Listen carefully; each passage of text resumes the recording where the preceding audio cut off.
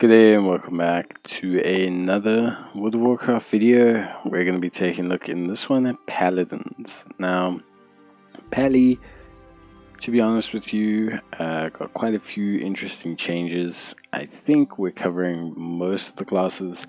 I'm probably going to struggle to cover things like Shaman, I think, and Monk, as I just don't play them. So it's like I don't play them at like a super high level. So it's very difficult to cover those classes for me, so I might not cover those ones. I'll see how many I can get through, because I don't like to just go through without being able to give some kind of comment. I know like some people really just like listening to their class changes, which of course I'm very happy to provide, but I personally can't read patch notes if I don't know what's going on. So yeah, but let's talk about Paladin. So Paladin, like with every other class, have had their talents and locations of talents changed. Multiple applications of Greater Judgment may overlap. This also functions with Retribution's multi-stack application. So this is big, because it basically allows a much greater uptime on Greater Judgment just in general. And this obviously makes certain abilities and rotations a little bit easier to manage.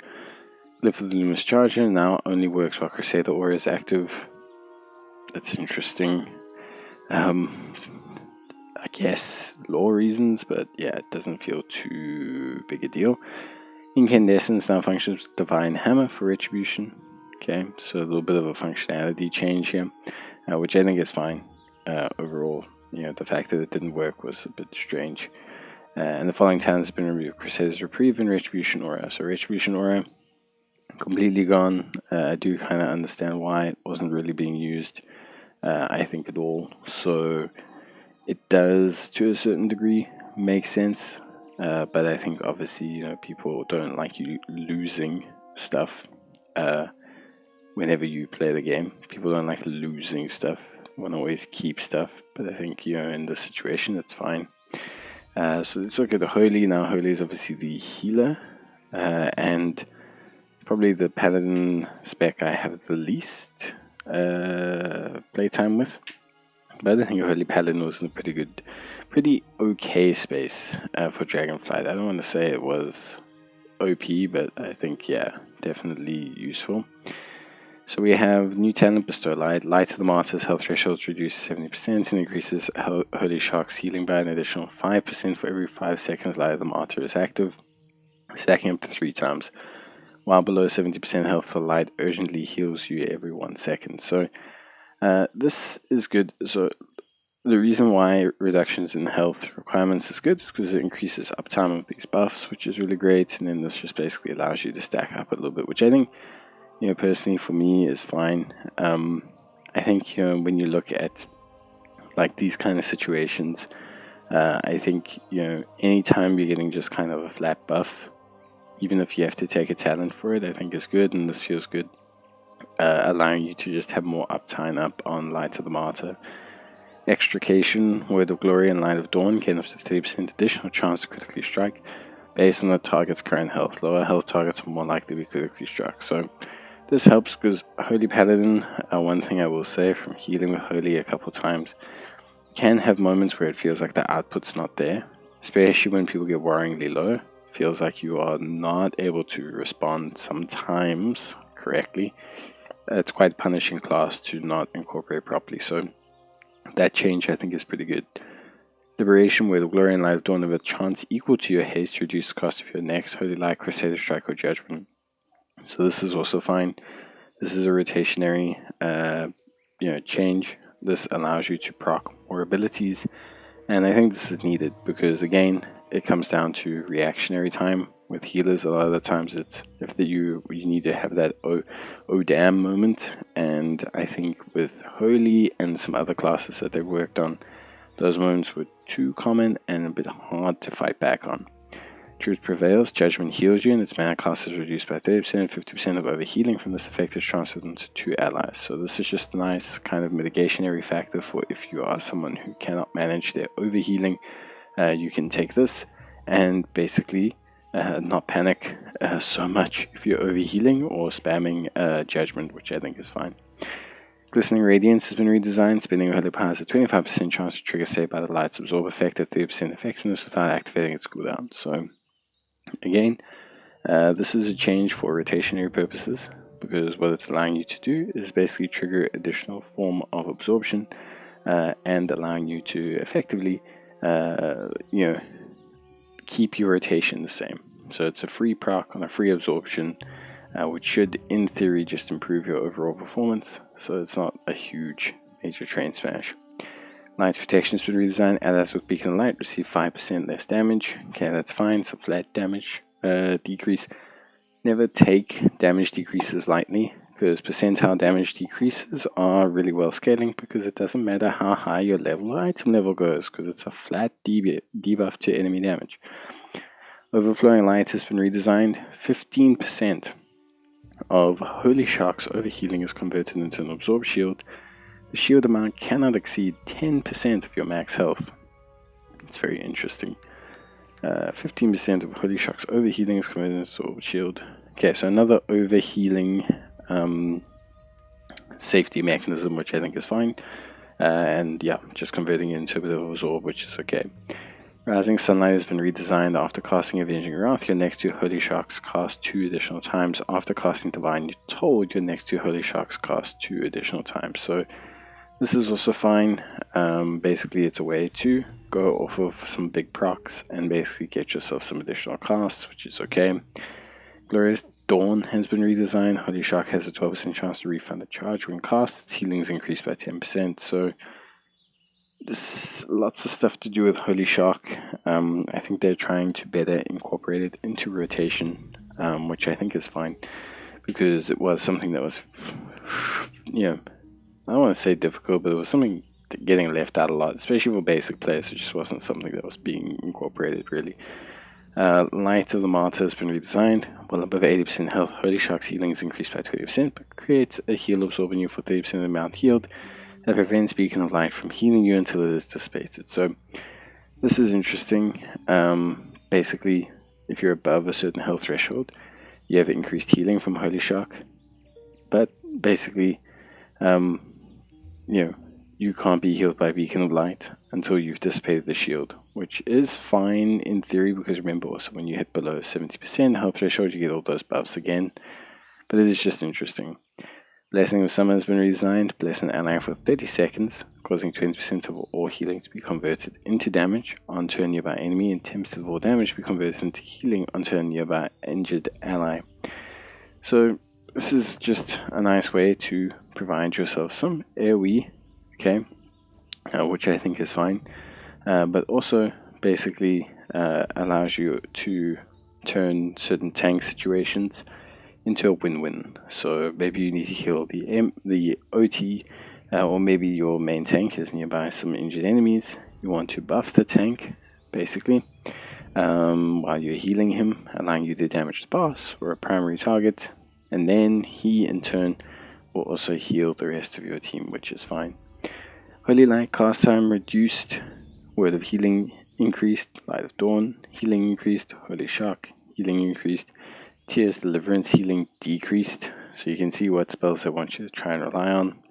Beacon of Light now transfers 15% of healing done. This is fine. This remember, if you remember correctly, basically we have here that while below 70% health, we now have the light urgently healing us 1% health. So although we have a reduction in Beacon of Light, we do have that kicking in. Barrier of Faith now transfers 20% of its healing to absorb. Sacrifice of the Just now reduces cooldown of Blessing of Sacrifice. Blessing of Sacrifice now transfers 30% of damage taken. Avenging Crusade no longer casts Holy Power and grants an additional charge of Crusader Strike for its duration. This is fine because remember, Crusader Strike now has the lower cost because of Liberation, so it could be interesting. Crusader's Might now additionally reduces cooldown of Judgment. This is fine because Judgment's healings become a lot better and our overhealings become a lot better from it. Infusion of Light now increases the healing of Holy Light. That's fine. Inflorescence of the Sunwell now increases the additional healing from infusion of light for Holy Light, and then fix an issue that caused Tears of Deliverance healing to not be affected by some modifiers such as Avenging Wrath, and they removed Light's Hammer, Glimmer of Light, and Daybreak. I think Holy, obviously having the majority of changes, hasn't been super duper reworked. They've been redesigned, yes, for sure, but I think it's just for better balance in the class overall, and better healing overall. I think, like I said, the oh crap button was very hard to press on Paladins, and I think, for me, it feels like it's a lot better to press now, and you not, or hopefully shouldn't, have so many issues healing at a lower health threshold for Paladins or Holy Paladins. So I think for that reason, I'm pretty happy with what's going on. Alright, protection, super duper straightforward. We don't need to talk about it too much. Bastion of Light's been redesigned. Your next 5 casts of Judgment generate 2 additional power. This is okay, it's rotationary, it allows us to spam our abilities a bit more. Sanctuary has been redesigned. Consecrations benefit persists for 4 seconds after you leave it. That's good, because it just allows you to control your proccing of consecrations, and also it's less punishing zonally for you. Crusader's Resolve has been redesigned. Target struck by Avenger Shield deal 10% reduced melee damage, so this is also fine. Strength and Adversity now grants 5% parry per target, was 2%. This is along the lines of the Blood Decay change as well. They're increasing parry's importance quite substantially, so this feels like it's very important. Light of the Titans is now 1 point talent here, where it has a percentage of the real value rather than attack power based. Okay, so this is a big change for Light of the Titans, and I think this is fine. Makes it just a bit safer an option to take than the way it was before. And Bulwark of the Order is now 1 point talent. So small changes, a lot of them, generally speaking, quality of life stuff. So Consecration still being able to generate buffs while you're briefly outside of it, or repositioning. Target struck by the shield, decreasing damage, and then parry changes, just generally fitting some of the changes they've made for classes overall, which I think is fine. Then we have Retribution. So Red Pally, I did anticipate quite a bit of a rework. Red Pally was in a good space, but felt a little bit strange. I think it felt very, at some points, easy to use for very good results, and then at other points it felt very tedious to use for me, very mediocre results. So let's see if they've managed to hit the nail on the head here with Red Pally. But new talent, Burn to Ash. When Truth's Awake critically strikes, its duration is extended by 2 seconds. Your other damage over time effects deal 30% increased damage. Okay, that seems fine. So on a strike, we get an increase to our dot damage. That seems okay. Radiant Glory, Crusade, and Avenging Wrath is replaced with Radiant Glory. Radiant Glory, Wake of Ashes activates Avenging Wrath, Crusade for 8 to 10 seconds. Each holy power spent has a chance to activate Avenging Wrath, Crusade for 4 to 5 seconds. So that's interesting. I think for me, yeah, it's very, very interesting. Basically, so you get the benefits of Avenging Wrath Crusade, but then you also have a chance to activate it, which is interesting. So it's like just, I guess, a way to remove spiking by lowering the runtime, but allowing you to proc it more. It's interesting. I'm not going to say I like that one, but it feels interesting. Righteous Cause has been redesigned. Each holy power spent has a chance to reset the cooldown of Blade of Justice. So this is fine. The rotationary, just straight up rotationary, just much better. Art of War has been redesigned. Your auto attacks have a 20% chance to reset the cooldown of Blade of Justice. Critical strikes increases chance by another 10%. So again, rotationary, just ways to incorporate Blade of Justice a lot more. Especially since, you know, I want to say Red Pally has had some flow issues in the past. So continuing to work on its flow, especially around Blade of Justice, which is so crucial to it, I think is very, very important overall. But yeah, there we go. Divine Hammer has been redesigned. Okay, excellent. So Divine Hammer, spin around you, consuming a holy power to strike enemies within 8 yards. While active, your holy power generating abilities recharge 75% faster and increase the rate at which Divine Hammer strike by 15% when they are cast. Deals reduced damage beyond 8 targets. Now, a 2-minute cooldown, damage is increased by 300%. Divine Hammer base periodic decreased to 2.2 seconds and scales with haste. This is quite a big change for Divine Hammer, and I think it's an interesting one. It makes it, I want to say, kind of similar to Bone Storm in a way for DKs. Bone Storm is kind of like this ability whereby basically you sacrifice charges to do a lot of damage, but in the course of doing so, generate more charges.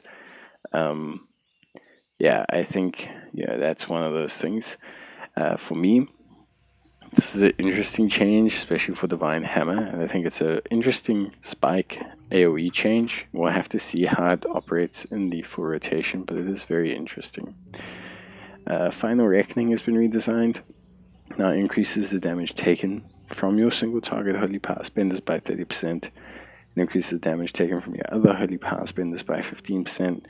So this is just a flat buff, especially for single target damage. Vengeful Wrath has been redesigned. Hammer of Wrath now deals 50% increased damage to enemies below 35% health. So this is just a boost in the veins of Execute, Scorching Ray, which we saw earlier, to just improve that damage level once enemies get below a certain health, to help them kind of combat a little bit the classes that do have that increase, or that ability that kicks off. Mastery, Hand of Light's been renamed to Mastery High Lord's Judgment. Now also causes Judgment to have a chance to blast the target with light, dealing holy damage. So that's fine, I guess. Doesn't feel massive.